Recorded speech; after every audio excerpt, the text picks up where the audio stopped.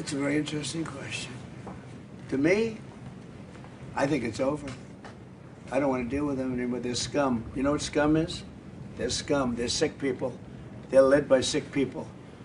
And they're vicious, violent people. And if they had a nuclear weapon, they'd use it. As far as I'm concerned, it's over. I'll speak to our negotiators. They want to negotiate. They're good people. Steve Witkoff, Jared Kushner.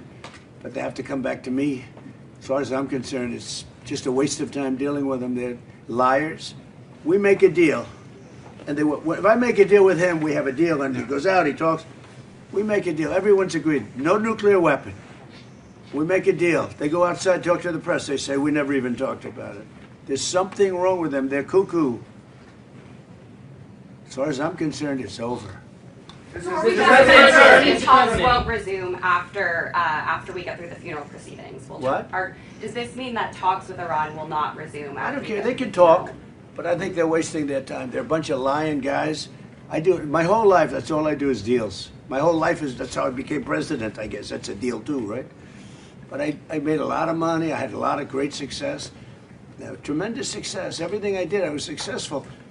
And I deal with these guys, and I say, this is from a different school. They're liars, they're cheats, they're sick people, they've hurt their people. They killed 54,000 people as of now that were protesting.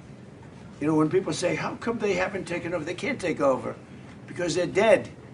They killed them. Nobody's going to take over. They have no guns, and the other side has machine guns. And they're killing them. The press doesn't report it. But they're bad people. They're bad people. And frankly, I don't want to waste my time with them. Now, I'll let our wonderful negotiators keep talking if they want, but I don't see it. I don't like these people. You know that? I like him. I like the leaders. I think all of these leaders. Great. And they love him. I think they didn't treat the United States fairly for many years, but that's okay. But they're sane, rational, good people. Most of them. I don't like a couple of them, to be honest with you. But there are a couple I don't like much. But hey, I mean, just so they understand, Greenland is very important for the United States, but it's not important for Denmark.